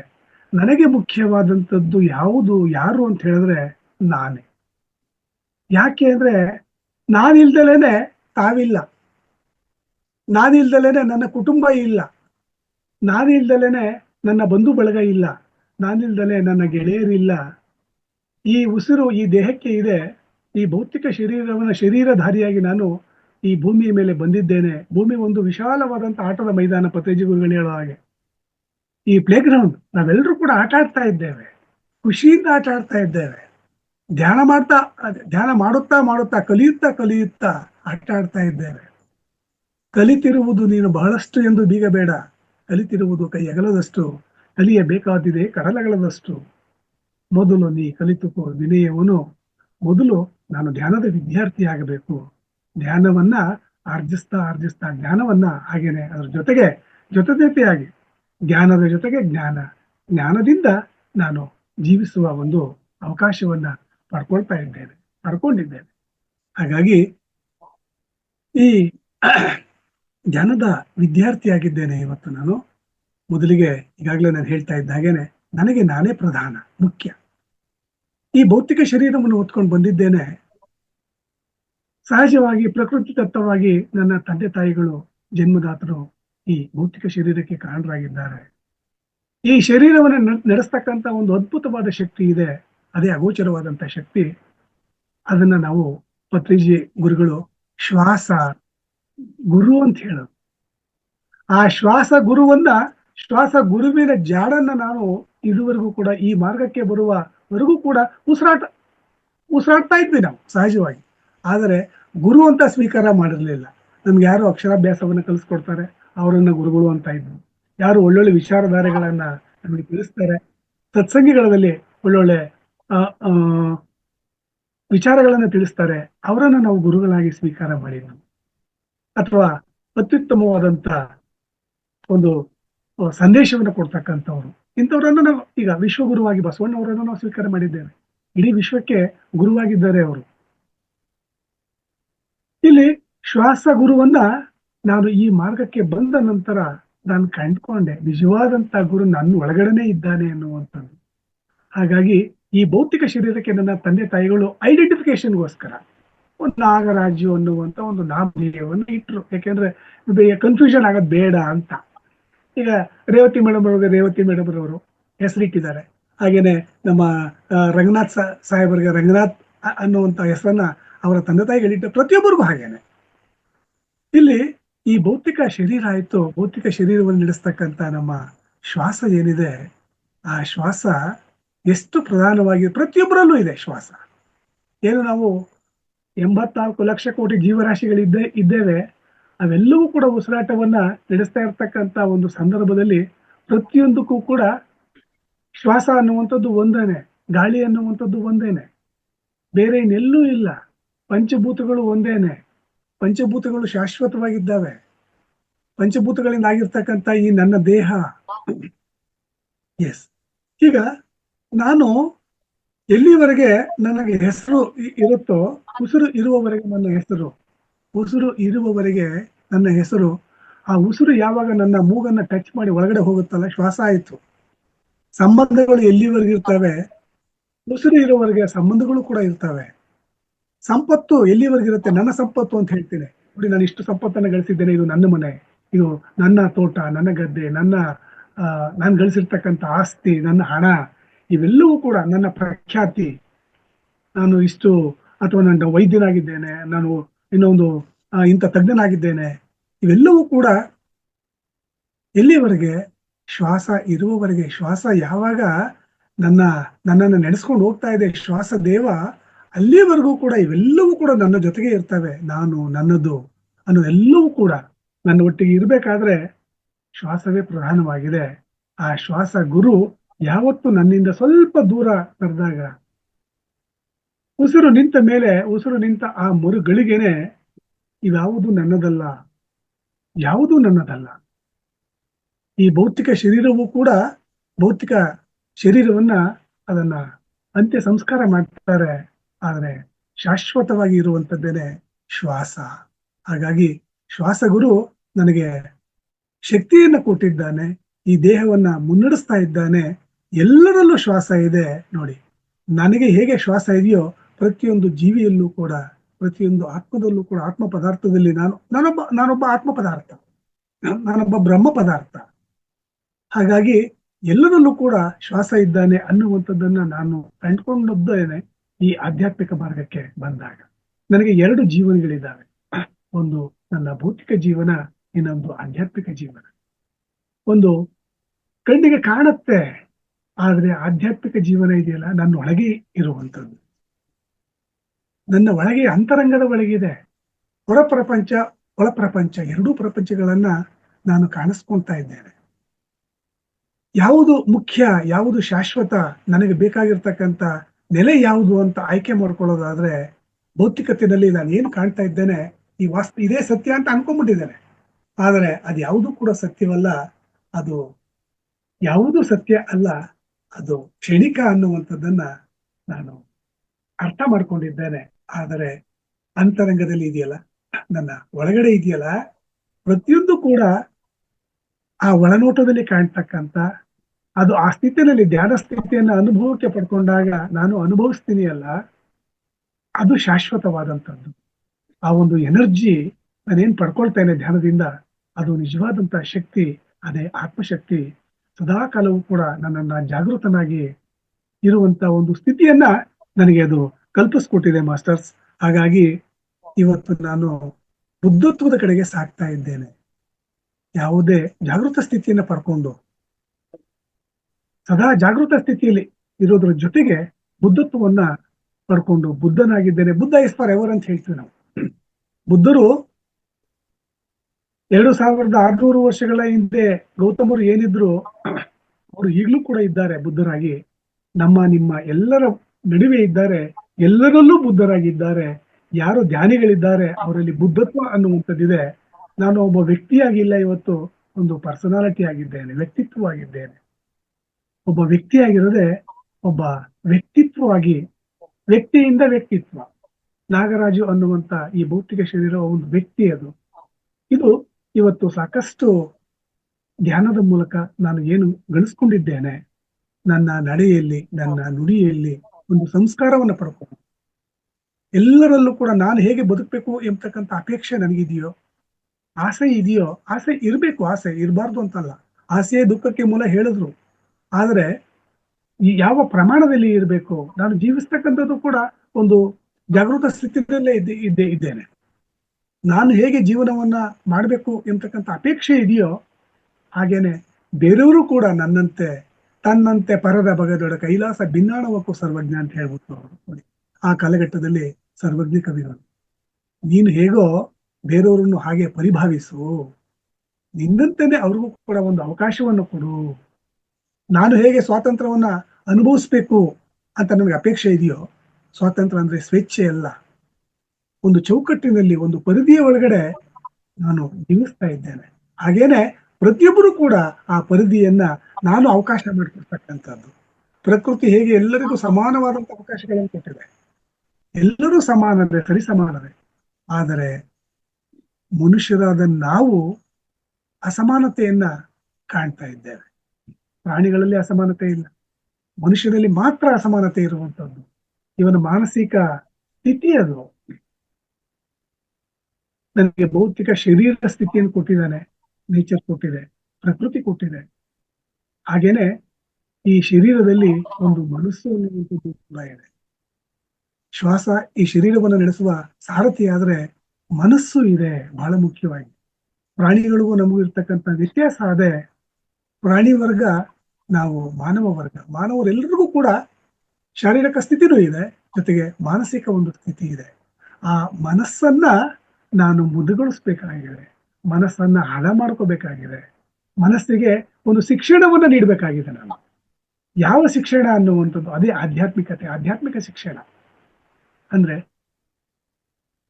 ತನ್ನಂತೆ ಇತರರನ್ನ ಪರಿಭಾವಿಸ್ತಕ್ಕಂಥದ್ದು, ನನ್ನಂತೆ ಸರಿಸಮಾನವಾದ ಅವಕಾಶಗಳನ್ನು ಕೊಡ್ತಕ್ಕಂಥದ್ದು, ಎಲ್ಲರಲ್ಲೂ ನಾನೇ ಇದ್ದೀನಿ ಎಂಬತಕ್ಕಂಥದ್ದು. ನನಗೆ ಹೇಗೆ ಪಂಚಭೂತಗಳು ಇದ್ದಾವೋ ಪ್ರತಿಯೊಬ್ಬರಿಗೂ ಪಂಚಭೂತಗಳಿದ್ದಾವೆ, ಅವರೂ ಕೂಡ ನನ್ನ ಹಾಗೆ ಇದ್ದಾರೆ. ನನಗೆ ಹೇಗೆ ಸೃಷ್ಟಿ ಇದೆಯೋ, 2 ಕೈಗಳಿದೆ, 2 ಕಣ್ಣುಗಳಿದೆ, 2 ಕಾಲುಗಳಿದೆ, ಒಂದೇ ತಲೆ ಇರುವಂಥದ್ದು, 2 ಮೂಗಿನ ಹೊಳ್ಳೆಗಳಿದ್ದಾವೆ. ಪ್ರತಿಯೊಂದು ಅಂಗಾಂಗಗಳು ಕೂಡ ನನ್ನ ಹಾಗೇನೆ ಅವ್ರಿಗೂ ಇದೆ. ಆದರೆ ಅಸಮಾನತೆ ಏಕೆ? ಇದು ದೂರ ಆಗ್ಬೇಕು ಅಂದ್ರೆ ಅದು ಆಧ್ಯಾತ್ಮಿಕತೆಯಿಂದ ಮಾತ್ರ ಸಾಧ್ಯ. ಅದನ್ನ ಧ್ಯಾನ ಸ್ಥಿತಿಯಿಂದ ಮಾತ್ರ ಇದನ್ನು ನಾನು ಕಂಡುಕೊಳ್ಳೋದಕ್ಕೆ ಸಾಧ್ಯ ಆಗಿದೆ ಮಾಸ್ಟರ್. ಹಾಗಾಗಿ ಶ್ವಾಸವನ್ನ ಗಮನಿಸಿದಾಗ, ಧ್ಯಾನ ಸ್ಥಿತಿಯನ್ನು ಅನುಭವಕ್ಕೆ ಪಡಿಬೇಕು. ಧ್ಯಾನ ಮಾಡುವಂಥದ್ದಲ್ಲ, ಧ್ಯಾನ ಘಟಿಸುವಂಥದ್ದು. ಧ್ಯಾನ ಸ್ಥಿತಿಯನ್ನ ನಾನು ಹಾಯಾಗಿ ಸುಮ್ಮನೆ ಕುಳಿತುಕೊಂಡು ಈ ಬಾಹ್ಯ ಪ್ರಪಂಚದಿಂದ ಸ್ವಲ್ಪ ನಾನು ದೂರ ಸರಿದು, ಅದೇ ಅಂತರ್ಪಚನ. ಬ್ರಹ್ಮಾಂಡವೇ ಇದೆ, ನನ್ನ ಒಳಗಡೆ ಬ್ರಹ್ಮಾಂಡವಿದೆ, ಎಲ್ಲರಲ್ಲೂ ಕೂಡ ಬ್ರಹ್ಮಾಂಡವಿದೆ. ನನ್ನ ಹಾಗೆ ಏನಿದ್ದಾರೆ ಜೀವ ಪದಾರ್ಥಗಳು, ಬ್ರಹ್ಮ ಪದಾರ್ಥಗಳು, ಪ್ರತಿಯೊಬ್ಬರಲ್ಲೂ ಬ್ರಹ್ಮಾಂಡವಿದೆ. ನನ್ನ ಬ್ರಹ್ಮಾಂಡವನ್ನ ನಾನೇ ಕಂಡ್ಕೋಬೇಕು, ಅವರವರ ಬ್ರಹ್ಮಾಂಡವನ್ನ ಅವರವರೇ ಕಂಡ್ಕೋಬೇಕು. ನನ್ನ ಮನಸ್ಸನ್ನ ನಾನು ಹೇಗೆ ಹದಗೊಳಿಸ್ಕೊಳ್ತೇನೋ, ನನ್ನ ಮನಸ್ಸನ್ನ ಸ್ವಚ್ಛ ಮಾಡ್ಕೊಳ್ತೇನೆ, ನನ್ನ ಭೌತಿಕ ಶರೀರವನ್ನ ನಾನೇ ಸ್ವಚ್ಛ ಮಾಡ್ಕೊಳ್ತೇನೆ, ಹಾಗೇನೆ ನನ್ನ ಮಾನಸಿಕ ಸ್ಥಿತಿಯನ್ನು ಕೂಡ ನಾನೇ ಸ್ವಚ್ಛ ಮಾಡ್ಕೊಳ್ಬೇಕು. ನನ್ನ ಕನ್ನಡಿಯ ಮುಂದೆ ನಿಂತಾಗ ನನ್ನ ಪ್ರತಿಬಿಂಬನೇ ಕಾಣಿಸುತ್ತೆ, ಬೇರೆಯವ್ರ ಪ್ರತಿರೂಪ ಕಾಣಿಸಲ್ಲ, ನನ್ನ ಪ್ರತಿಬಿಂಬನೇ ಕಾಣುತ್ತೆ. ಹಾಗಾಗಿ ಅಂತರಂಗದ ಕಡೆಗೆ ಸಾಗಬೇಕು ಅಂತ ಹೇಳೋದಾದ್ರೆ 2 ಕಣ್ಣುಗಳನ್ನ ಮುಚ್ಚಿ ಆ ಧ್ಯಾನ ಸ್ಥಿತಿಯನ್ನ ಅನುಭವಕ್ಕೆ ಪಡ್ಕೊಳ್ಬೇಕು ಅಂದ್ರೆ ಶ್ವಾಸದ ಗುರುವನ್ನು ನಾನು ಅಲ್ಲಿ, ಶ್ವಾಸದ ಆ ಗುರುವಿನ ಜಾಡನ್ನು ನಾನು ಹಿಡಿಬೇಕಾಗ್ತದೆ. ನೇರವಾಗಿ ಉಚ್ಛ್ವಾಸ ಮತ್ತು ನಿಶ್ವಾಸ ಕ್ರಿಯೆಗಳ ಜೊತೆಯಲ್ಲಿ ಅನುಸಂಧಾನವಾಗಬೇಕು, ಬೆರೆತು ಹೋಗಬೇಕು. ನನ್ನಲ್ಲಿ ನಾನು ಲೀನವಾಗೋದು ಅಂತ, ಅಂತರ್ಗತವಾದಾಗ ಮಾತ್ರ, ಅದೇ ಬುದ್ಧರು ಹೇಳ್ತಾರೆ, ನಿನಗೆ ನೀನೇ ಶರಣಾಗು ಅಂತ. ಶರಣಾಗು, ನಿನಗೆ ನೀನೇ ಶರಣಾಗು, ಬೇರೆ ಯಾರಿಗೂ ಶರಣಾಗೋದಲ್ಲ. ಶರಣಾಗತಿ ಅಂದ್ರೆ ನನಗೆ ನಾನೇ ಶರಣಾಗಬೇಕು. ನನಗೆ ನಾನೇ ಶರಣಾದಾಗ ನಿನ್ನನ್ನ ನೀನು ಹಿಂಬಾಲಿಸು, ಬೇರೆ ಯಾರನ್ನೂ ಹಿಂಬಾಲಿಸಬೇಡ, ನಿನ್ನನ್ನ ನೀನು ಹಿಂಬಾಲಿಸು. ನಿಜವಾದಂತ ನೀನು ಯಾರು ಅಂತ ಗೊತ್ತಾಗತ್ತೆ ಆವಾಗ. ನಿನ್ನ ಶ್ವಾಸವನ್ನ ಗಮನಿಸು. ಗಮನ ಬದಲಾದರೆ ಜೀವನವೇ ಬದಲಾದೀತು ಮಾಸ್ಟರ್ಸ್. ನನ್ನ ಜೊತೆಗೆ ನಾನೇ ಇರೋದೇ ಮುಖ್ಯ. ಹಾಗಾಗಿ ನನಗೆ ನಾನೇ ಮುಖ್ಯ ಅನ್ನುವಂಥದ್ದನ್ನ ಈ ಸಂದರ್ಭದಲ್ಲಿ ತಮ್ಮಲ್ಲಿ ನಾನು ನಿವೇದನೆಯನ್ನ ಮಾಡ್ಕೊಳ್ತಾ ಇದ್ದೇನೆ. ಇದಕ್ಕೆಲ್ಲವೂ ಕಾರಣ ಅಂತ ಹೇಳಿದ್ರೆ ಶ್ವಾಸದ ಕಡೆಗೆ ನನ್ನ ಗಮನ ಆರಂಭಿಸ್ಬೇಕು. ನಾನು ಯಾವಾಗ ಶ್ವಾಸದ ಕಡೆಗೆ ನನ್ನ ಗಮನವನ್ನು ಆರಂಭಿಸ್ತೇನೆಯೋ ಆ ಕ್ಷಣವೇ ಭೌತಿಕತೆಯ ಕಡೆಗೆ ನಾನು ಸ್ವಲ್ಪ ವಿರಾಮವನ್ನು ಕೊಡ್ತಾ ಅಂತರ್ಮುಖಿಯಾಗ್ತಾ ಒಳ ಹೊಕ್ಕಾಗ ಮಾತ್ರ ನನ್ನನ್ನು ನಾನು ಕಂಡ್ಕೊಳ್ಳೋದಕ್ಕೆ ಸಾಧ್ಯ. ಆ ಕಂಡ್ಕೊಳ್ತಾ ಒಂದು ಹಾಡನ್ನು ಕೂಡ ನಾನು ಹಾಗೇನೆ ಬರೆದೆ, ಅದನ್ನ ನಮ್ಮ ಮುಂದೆ ಇಡ್ತೇನೆ. ಇದನ್ನ ನನ್ನ ಕನ್ನಡಿಯಲ್ಲಿ ನಾನು ನನ್ನ ದರ್ಶನ, ನನ್ನ ಕಣ್ಣ ಕನ್ನಡಿಯಲ್ಲಿ ನಾನು ನನ್ನ ದರ್ಶನವನ್ನ ಮಾಡ್ಕೊಳ್ಳೋದಕ್ಕೆ ಸಾಧ್ಯ. ನನ್ನ ಶ್ವಾಸ, ನನ್ನ ಗಮನ, ನನ್ನ ಜೀವನ ದರ್ಶನ, ನನ್ನ ಜೀವನ ದರ್ಶನ, ನನ್ನ ಜೀವನವನ್ನ ನಾನು ಬಹಳ ಖುಷಿಯಿಂದ ಸಂತೋಷವಾಗಿ ಜೀವಿಸ್ಬೇಕು. ಜೀವನವನ್ನ ಮಾಡೋದಲ್ಲ, ಜೀವನವನ್ನ ಸವೆಸಬಾರ್ದು. ಜೀವನ ವ್ಯವಹಾರವಲ್ಲ, ವ್ಯವಹಾರವೇ ಜೀವನವಲ್ಲ. ಜೀವನ ವ್ಯವಹಾರವಲ್ಲ, ವ್ಯವಹಾರವೆಲ್ಲವೂ ಕೂಡ ಜೀವನವಲ್ಲ. ಹಾಗೆ ಜೀವನವನ್ನ ನಾವು ಆಸ್ವಾದ ಮಾಡಬೇಕು. ಊಟ ಮಾಡಿದ್ರ ಅಂತ ಕೇಳ್ತಾರೆ. ಊಟ ಮಾಡುವ ಒಂದು ಕ್ರಿಯೆನೇ ಇದ್ದಿರಬಹುದು, ಆದರೆ ಅಲ್ಲಿ ಚೆನ್ನಾಗಿ ಜಿಗಿತಾ ಜಿಗಿತಾ ಜಿಗಿತಾ ಅದರಲ್ಲಿ ಇರ್ತಕ್ಕಂಥ ಸ್ವಾದವನ್ನು ನಾವು ಅನುಭವಿಸ್ತೇವೆ, ಅದರ ರುಚಿಯನ್ನು ಅನುಭವಿಸ್ತೇವೆ. ಹಾಗೇನೆ ಶ್ವಾಸದ ಅನುಭವವನ್ನು ಕೂಡ ಪಡ್ಕೊಳ್ತಾ ಅಂತರಂಗಿಕವಾಗಿ ಅಂತರಂಗದ ಏನು ನಮ್ಮ ಶಕ್ತಿ ಇದೆ, ಅಂತರಂಗದಲ್ಲಿ ಇರ್ತಕ್ಕಂಥ ಶಕ್ತಿ, ಆ ಶಕ್ತಿಯನ್ನ ನಾನೇ ಕೊಂಡ್ಕೊಳ್ಬೇಕು. ನನ್ನ ಶಕ್ತಿಯನ್ನ ನಾನೇ ವೃದ್ಧಿಸ್ಕೊಳ್ಬೇಕು. ಬೇರೆ ಯಾರು ಕೂಡ ಎನರ್ಜಿ ಇರ್ತಕ್ಕಂಥದ್ದು ವ್ಯಾಪಕವಾಗಿದೆ ಇದರಲ್ಲಿ, ಪ್ರಕೃತಿನಲ್ಲಿ. ಪ್ರಕೃತಿ ಮಾತ್ರ ಸಕಲ ಸೌಭಾಗ್ಯವನ್ನು ನಮಗೆ ಕೊಟ್ಟಿದ್ದಾಳೆ. ಜೀವಿಸೋದಷ್ಟೇ ನಮ್ ಕೆಲಸ, ಬೇರೆ ಏನಿಲ್ಲ. ಗಮನ ಬದಲಾದರೆ ಜೀವನ ಬದಲಾದೀತು, ಪತ್ರಿಜಿ ಗುರುಗಳ ವಾಣಿ, ಅಮೃತವಾಣಿ. ಹಾಗಾಗಿ ನನ್ನ ಕಣ್ಣ ಕನ್ನಡಿಯಲ್ಲಿ ನಾನು ನನ್ನ ದರ್ಶನ, ನನ್ನ ಶ್ವಾಸ, ನನ್ನ ಗಮನ, ನನ್ನ ಜೀವನ ದರ್ಶನ, ನನ್ನ ಜೀವನ ದರ್ಶನ, ನನ್ನ ಜೀವನ ದರ್ಶನ ನನ್ನಿಂದ ಮಾತ್ರ ಸಾಧ್ಯ. ಹಾಗಾಗಿ ಎಲ್ಲರನ್ನೂ ನಾನು ದರ್ಶನ ಮಾಡ್ಬೇಕು ಅಂದ್ರೆ ನನ್ನನ್ನು ಮೊದಲು ನಾನು ದರ್ಶನ ಮಾಡ್ಕೋಬೇಕು ಮಾಸ್ಟರ್ಸ್. ನನ್ನ ರೂಪ, ನನ್ನ ಭಾವ, ನನ್ನ ಮನದ ದರ್ಶನ. ಮೊದಲು ನನ್ನ ರೂಪವೇ ಕಾಣಿಸುತ್ತೆ, ಆಮೇಲೆ ನನ್ನ ಭಾವ ಕಾಣಿಸುತ್ತೆ. ನಾನು ಹೇಗೆ ಆಹಾರ ಅನ್ನದಂತೆ ಮನ. ನೋಡಿ, ಯಾವ ರೀತಿ ನನ್ನ ಆಹಾರವನ್ನ ಸ್ವೀಕಾರ ಮಾಡ್ತೇನೆ, ನನ್ನ ಮನಸ್ಥಿತಿಯೂ ಕೂಡ ಹಾಗೆ ಇರುತ್ತೆ. ಅದಕ್ಕೇನೆ ಸಸ್ಯಾಹಾರಿಗಳಾಗಿ, ಎಲ್ಲರೂ ಕೂಡ ಶಾಕಾಹಾರಿಗಳಾಗಿ, ಯಾವುದೇ ಕಾರಣಕ್ಕೂ ಕೂಡ ಮಾಂಸಾಹಾರವನ್ನ ಅದನ್ನ ನಾವು ವರ್ಜನೆ ಮಾಡಬೇಕು, ಸ್ವೀಕಾರ ಮಾಡಬಾರ್ದು, ಪ್ರಾಣಿ ಹಿಂಸೆ ಮಾಡಬಾರ್ದು ಅನ್ನುವಂಥದ್ದನ್ನ ಕೊಟ್ಟಂಥದ್ದು ಪತ್ರಿಜಿ ಗುರುಗಳು. ನನ್ನ ರೂಪ, ನನ್ನ ಭಾವ, ನನ್ನ ಮನದ ದರ್ಶನ, ದಿವ್ಯ ರೂಪ, ಭವ್ಯ ರೂಪ, ಅಂತರಂಗ ದರ್ಶನ. ಅಂತರಂಗದಲ್ಲಿ ಇರ್ತಕ್ಕಂಥದ್ದು ದಿವ್ಯ ತೇಜಸ್ಸಿದೆ, ಓಜಸ್ಸಿದೆ, ಕಾಂತಿ ಇದೆ. ಸೂರ್ಯನಲ್ಲಿ ಹೇಗೆ ಸೂರ್ಯನ ಕಿರಣಗಳು ಪ್ರಖರವಾಗಿರುತ್ತವೋ ನನ್ನಲ್ಲೂ ಅಷ್ಟೇ ಅದ್ಭುತವಾದ ಶಕ್ತಿ ಇದೆ. ಆ ನನ್ನ ಶಕ್ತಿ ನನಗೆ ಗೋಚರ ಆಗ್ಬೇಕು ಅಂದ್ರೆ ನಾನು ಅಂತರಂಗದ ದರ್ಶನವನ್ನು ಮಾಡ್ಕೋಬೇಕು. ಅದು ಧ್ಯಾನದಿಂದ ಮಾತ್ರ ಸಾಧ್ಯ ಮಾಸ್ಟರ್ಸ್. ಕಾಯ ಮಂದಿರ ಭೇದವಿರದ ದೇವ ಮಂದಿರ ದರ್ಶನ. ದೇವರು ಎಲ್ಲೂ ಇಲ್ಲ. ಪ್ರತಿನಿತ್ಯ ದೇವಸ್ಥಾನಕ್ಕೆ ಹೋಗ್ತಾ ಇದ್ವಿ ಇದುವರೆಗೆ, ಅಲ್ಲಿ ಪ್ರವಚನ ಕೇಳ್ತಾ ಇದ್ವಿ, ಅಲ್ಲಿ ಪಠಣ ಮಾಡ್ತಾ ಇದ್ವಿ, ಮಂತ್ರೋಚ್ಚಾರಣೆ ಆಗ್ತಾ ಇತ್ತು, ನಾಮಸ್ಮರಣೆ ಆಗ್ತಾ ಇತ್ತು. ಈಗ ನನ್ನ ನೋಟ, ನನ್ನ ದೃಷ್ಟಿಕೋನ ಬದಲಾಗಿದೆ. ನೋಟ ಅನ್ನೋದಕ್ಕಿಂತಲೂ ಕೂಡ ದೃಷ್ಟಿಕೋನ ಬದಲಾಗಿದೆ. ದೇವಸ್ಥಾನಕ್ಕೆ ಹಿಂದೆ ಕರ್ಕೊಂಡು ಹೋದಂತ ಸಂದರ್ಭದಲ್ಲಿ ಹಿರಿಯವರು ಹೇಳ್ತಾ ಇದ್ರು, ಒಂದ್ 5 ನಿಮಿಷ ಕೂತ್ಕೊಂಡು ಹೋಗೋಣ ಕಣಪ್ಪ ಅಂತ ಹೇಳ್ತಿದ್ರಿ. ಬಹುಶಃ ನಮ್ಮೆಲ್ರಿಗೂ ಕೂಡ ಅವಗಾಹನಲ್ಲಿ ಇದೆ ಅದು. ದೇವಸ್ಥಾನಕ್ಕೆ ಹೋದಾಗ ಒಂದ್ 5 ನಿಮಿಷ ಕೂತ್ಕೊಪ್ಪ ಅಂತ ಹೇಳೋರು. ಇವಾಗ ಸಂಪೂರ್ಣವಾಗಿ ನನ್ನ ಮನವರಿಕೆಯಾಗಿದೆ, ಯಾಕೆ ಅವರು ಕುಳಿತುಕೊಳ್ಳಿ ದೇವಸ್ಥಾನಕ್ಕೆ ಹೋದಾಗ ಅಂತ ಹೇಳ್ತಾ ಇದ್ರು ಅನ್ನುವಂಥದ್ದು. ಕಾರಣ ಏನಿದ್ದಿರಬಹುದು ಅಂತ ಅರ್ಥ ಮಾಡ್ಕೊಳ್ಳೋದಾದ್ರೆ, ಆ ದೇವಸ್ಥಾನದಲ್ಲಿ ಆ ಮೂರ್ತಿ ಏನಿದ್ದಾರೆ, ಆ ಮೂರ್ತಿ ನಮಗೆ ಸ್ಫೂರ್ತಿಯಾಗಿದ್ದಾರೆ. ದೇವಸ್ಥಾನಕ್ಕೆ ಹೋದಾಗ ಯಾವುದೇ ದೇವರಾಗ್ಲಿ, ಅಲ್ಲಿ ಇರ್ತಕ್ಕಂಥ ಭೈರವೇಶ್ವರ ಆಗಿರ್ಬೋದು, ಅಥವಾ ವೆಂಕಟರಮಣ ಸ್ವಾಮಿಗಳಾಗಿರ್ಬೋದು, ಸೋಮಕೇಶವ ಆಗಿರ್ಬೋದು, ಶ್ರೀಮನ್ ನಾರಾಯಣ ದೇವಸ್ಥಾನ, ಹರಿ ಇರ್ಬೋದು, ಹರ ಇರ್ಬೋದು, ಯಾರು ನಮ್ಮನ್ನು ಇದುವರೆಗೆ ಮಾತಾಡ್ಸಿದ್ದಿಲ್ಲ. ಅಲ್ಲಿರ್ತಕ್ಕಂಥ ಅರ್ಚಕರು ಮಾತ್ರ ಮಾತಾಡ್ಸಿದ್ದು ಉಂಟು. ಈಗ ಬಂದ್ರ ತಗೊಳ್ಳಿ, ಮಂಗಳಾರತಿ ತೆಗೆದುಕೊಳ್ಳಿ, ಹಾಗೆ ಹೀಗೆ ಚೆನ್ನಾಗಿದ್ದೀರಾ, ಅದು ಪರಿಚಯಸ್ಥರಿದ್ರೆ. ಇದ್ರ ಹಾಗೇನೆ ಎಲ್ಲ ಇನ್ ತಿರುಪತಿಗೆ ಹೋದ್ರೆ ಗೊತ್ತೇ ಇದೆ ಏನಾಗತ್ತೆ ಅಂತ. ನಮಗೆ ತುಂಬಾ ಚೆನ್ನಾಗಿ ಅನುಭವ ಆಗಿದೆ, ತಿರುಪತಿಲಿ ಯಾವ ರೀತಿ ದರ್ಶನ ಆಗತ್ತೆ ಅಂತ. ಇರ್ಲಿ, ಅದು ಒಂದು ಕಡೆ. ಇಲ್ಲಿ ಆ ದೇವಸ್ಥಾನದಲ್ಲಿ ಇರ್ತಕ್ಕಂಥ ಮೂರ್ತಿ ನಮಗೆ ಸ್ಫೂರ್ತಿ ಆಗತ್ತೆ. ಅದು ಆ ಮೂರ್ತಿಯನ್ನು ಮಾಡಿದವ್ರು ನಾನೇ, ನನ್ನಂತ ಶಿಲ್ಪಿ. ಅದಕ್ಕೆ ಕಣ್ಣು, ಕಿವಿ ಎಲ್ಲವನ್ನೂ ಕೂಡ ಒಂದ್ ಕಡೆ ವರದ. ನೋಡಿ, 2 ಕೈಗಳಿದೆ, ನನಗೂ 2 ಕೈಗಳಿದೆ, ಭಗವಂತ ಕೊಟ್ಟಿದ್ದಾನೆ. ಒಂದು ವರದ ಹಸ್ತ, ಇನ್ನೊಂದು ಅಭಯ ಹಸ್ತ. ಅಭಯ ಹಸ್ತ, ವರದ ಹಸ್ತ, 2 ನನ್ನಲ್ಲೇ ಇದೆ, ಬೇರೆ ಎಲ್ಲೂ ಇಲ್ಲ. ನಿಮ್ಮಲ್ಲೂ ಇದೆ, ಪ್ರತಿಯೊಬ್ಬರಲ್ಲೂ ಇದೆ ಅದು. ಹಾಗಾಗಿ ನೋಡಿ, ನನ್ನಲ್ಲಿ ಇರುವಂತದ್ದು ನಿಮ್ಮಲ್ಲಿದೆ, ನಿಮ್ಮಲ್ಲಿ ಇರುವಂತದ್ದು ನನ್ನಲ್ಲೂ ಇದೆ. ಎಲ್ಲರಲ್ಲೂ ನಾನೇ, ಎಲ್ಲೆಲ್ಲೂ ನಾವೇ ಇದ್ದೇವೆ. ಇಡೀ ಜಗತ್ತೇ ಶಿವೋಹಂ ಶಿವೋಹಂ ಶಿವೋಹಂ. ನಿರ್ವಾಣ ಶತಕದಲ್ಲಿ ಶಂಕರಾಚಾರ್ಯರು ಅದ್ಭುತವಾಗಿ ಹೇಳಿರುವಂತದ್ದು ನಮ್ಮೆಲ್ಲರ ಗಮನದಲ್ಲಿ ಇದೆ. ತದನಂತರ ನೋಡೋಣ ಸಮಯ ಸಿಕ್ಕಂತ ಸಂದರ್ಭದಲ್ಲಿ. ಮಾಸ್ಟರ್ಸ್, ಕಾಯ ಮಂದಿರ ಭೇದವಿರದ ಆ ದೇವಸ್ಥಾನದಲ್ಲಿ ಕುಳ್ಕೊಳ್ಳಿ ಅಂತ ಹೇಳ್ತಾ ಇದ್ರು. ನನಗೆ ತದನಂತರ ಯಾವಾಗ ಈ ಧ್ಯಾನ ಮಾರ್ಗಕ್ಕೆ ಬಂದ ನಂತರ ಅರ್ಥ ಆಯ್ತು, ಪಿರಮಿಡ್ ವ್ಯಾಲಿಗೆ ಯಾವಾಗ ನಾನು ನಮ್ಮ ಮೆಗಾ ಪಿರಮಿಡ್ಗೆ ಪಾದಾರ್ಪಣೆ ಮಾಡಿದೆ, ಇಲ್ಲಿ ಯಾವುದೇ ಪೂಜೆ ಇಲ್ಲ, ಪುರಸ್ಕಾರ ಇಲ್ಲ, ಏನಿಲ್ಲ, ಹಣ್ಣು ಇಲ್ಲ, ಕಾಯಿ ಇಲ್ಲ.